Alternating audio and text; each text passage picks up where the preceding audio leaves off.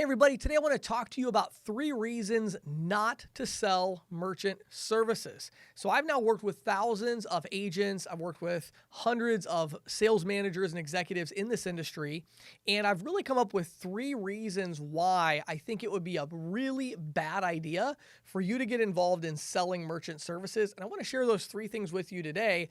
So, hopefully, it will give some of you an idea where maybe you're struggling in this industry, or for some of you that are considering getting into the industry where you realize it's not a good fit for you. Okay. So, 3 reasons that I would advise you not to sell merchant services.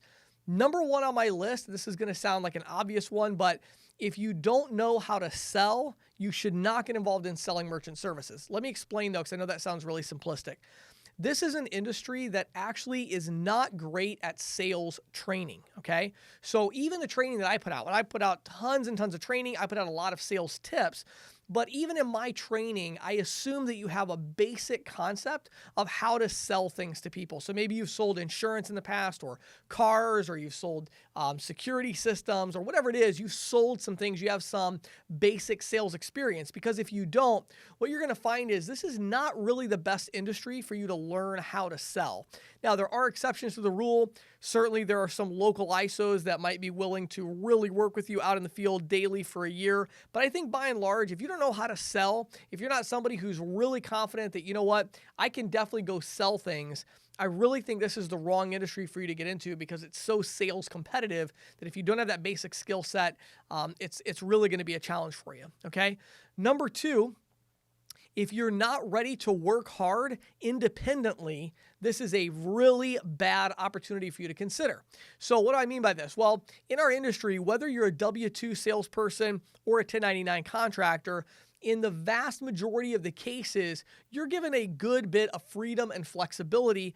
I've even been to businesses where they have, call centers in their business, and yet still there's a good bit of flexibility, which is great. And that's something that people love about our industry is that we, generally speaking, do offer more flexibility, more control over your schedule to that sales professional. Again, whether it's 1099 contractor or W-2.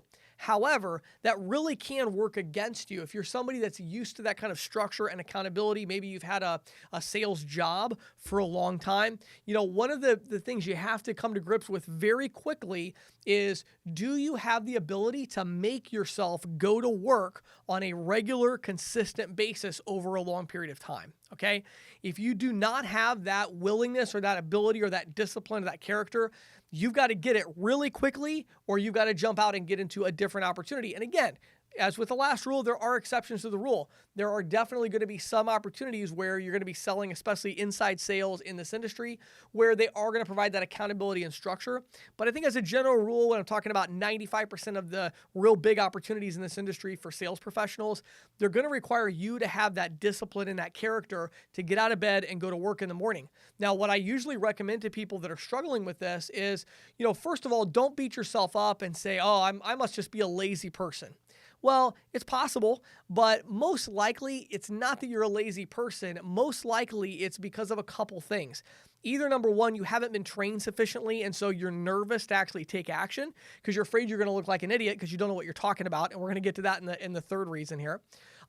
Or number two, again, maybe you're just used to more structure. You're used to following instructions. Somebody says, hey, I need you to go do this for this long, and I need you to accomplish these objectives. And you're like, great. And you go and do that. And so you're actually a very disciplined person with high character, and you're hardworking. It's just that you're used to working for someone else, and you're used to them telling you what needs to be done. So again, in that case, you're going to have to fix that problem very quickly or move on. Okay. So that's one of those reasons. So how do we deal with all this? Well, my advice to you is give yourself a timeline and an ultimatum. Talk to your spouse or significant other, get some accountability partnerships and say, hey, look, I'm going to text you every day at the end of the day and tell you how many hours I worked, how many prospecting visits I did, or how many phone calls I made, or whatever it is. And say, I want to have an accountability partner where you understand if I don't achieve these minimum activity objectives over the next 3 weeks, I'm going to quit this and I'm going to go get another job. Okay. So give yourself that ultimatum so you have a little bit of extra motivation, and then you're going to have to continue to audit yourself long-term. Make sure you're doing those minimum things. If not, you probably don't have the requisite skill set yet to jump out and be totally on your own. That's not a terrible thing. That doesn't make you a bad person. That doesn't make you a lazy person. That doesn't make you a less valuable person. It just means you're not ready to be totally independent on your own. You need to have some of that structure. So you need to find an opportunity where that structure and that accountability exists if you want to reach your true potential. Finally, number 3, and maybe most important to me, please don't get into this industry if you're not ready to learn and challenge yourself with all the change that's going on in this industry. It's so funny as I talk to salespeople, a lot of them almost get into this business because they're like, this is such a simple industry. What an easy thing to sell. You just go out and say, I'm going to save you money. Well, I have bad news for you if that's what you think. That might have been true 10 years ago. Today, it's a much more complex marketplace. If you want to be successful, you have to be willing to learn about the industry. You have to be willing to adapt with the changes. You have to be willing to learn about technology, and you've got to integrate with point of sale systems. And, there's a lot that goes into it. Now, certainly you can jump in with a very basic knowledge and start to close deals. But if you really want to be successful at this, you're going to have to be dedicated to becoming a true merchant services professional, a payments expert. You're going to have to understand what a gateway is and what level 2 and level 3 processing are and all of these more complex topics, not on day one, but you want to have that spirit that says, I'm always learning. I'm always trying to figure out new things. I'm always trying to adapt. And if you have that skill set, you're going to be a great fit for the payments industry that right now is going through a lot of very rapid change.